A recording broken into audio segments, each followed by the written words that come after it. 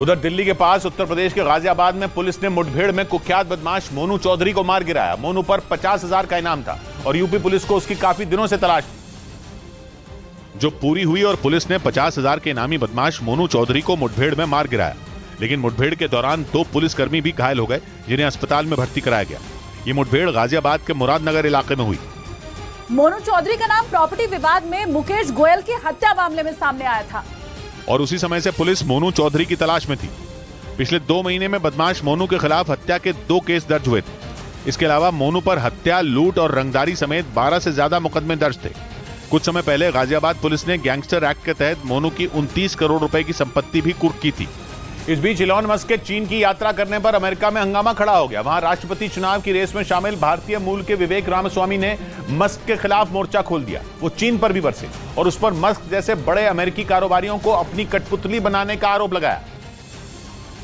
क्योंकि बीजिंग गए Elon Musk ने 3 दिन पहले वहां चीन के विदेश मंत्री से मुलाकात की थी और फिर चीन के विदेश मंत्रालय ने एक बयान जारी करके बताया कि मीटिंग के दौरान मस्क ने दोनों देशों के कमजोर पड़ते आर्थिक रिश्तों पर चिंता जताई और कहा कि चीन और अमेरिका के हित एक दूसरे से ऐसे जुड़े हुए हैं जैसे जन्म से जुड़े जुड़वा बच्चे। चीन और अमेरिका की दुश्मनी किसी से छिपी तो है नहीं, दोनों देश जंग की दहलीज पर खड़े हैं। इसलिए रिपब्लिकन पार्टी के 37 साल के सांसद विवेक रामास्वामी मस्क पर भड़क गए। उन्होंने मस्क पर आरोप लगाया कि वो चीन में अपने धंधे के लिए शी जिनपिंग के सुर में सुर मिला रहे हैं, जो कि अमेरिका के लिए खतरनाक है। उधर ऑस्ट्रेलिया में मिलिट्री ऑपरेशन और अभ्यास के दौरान सैनिकों के शराब पीने पर पाबंदी लगा दी गई। वहां की सरकार ने यह फैसला 2020 में हुई 23 घटनाओं को देखते हुए लिया और इनमें सबसे बड़ी घटना अफगानिस्तान की बताई गई, जब 2020 में ऑस्ट्रेलिया की एक मिलिट्री यूनिट को अफगानिस्तान में तैनात किया गया था, जिस पर आरोप लगा था कि अभ्यास के लिए इस यूनिट ने 39 अफगानिस्तान के नागरिकों की गोली मारकर हत्या कर दी थी। यही नहीं, इस मिलिट्री यूनिट पर उस दौरान 23 फर्जी एनकाउंटर के भी आरोप लगे थे, जिसकी जांच सामने आने के बाद सैनिकों के शराब पीने पर रोक लगा दी गई। वहां की सरकार ने फैसला लिया कि ऑस्ट्रेलिया के बाहर तैनाती के दौरान सैनिकों के शराब पीने पर पूरी तरह पाबंदी रहेगी और मिलिट्री ऑपरेशन और सैन्य अभ्यास से पहले सैनिकों को टेस्ट भी कराना होगा। इधर दिल्ली की सनलाइट कॉलोनी फायरिंग केस में गैंगस्टर लॉरेंस बिश्नोई के करीबी संपत नेहरा से दिल्ली पुलिस ने पूछताछ शुरू की।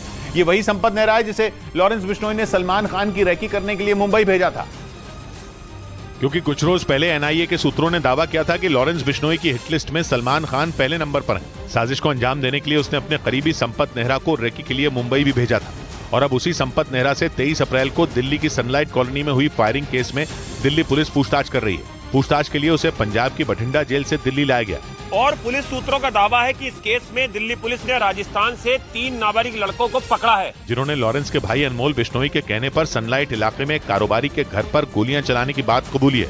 उधर अमेरिका की वायुसेना के एक अधिकारी ने यह कहकर पूरी दुनिया में सनसनी फैला दी कि एआई यानी आर्टिफिशियल इंटेलिजेंस से चलने वाले एक ड्रोन ने टेस्ट के दौरान उसे ऑपरेट कर रहे सैनिक की जान लेने की कोशिश की।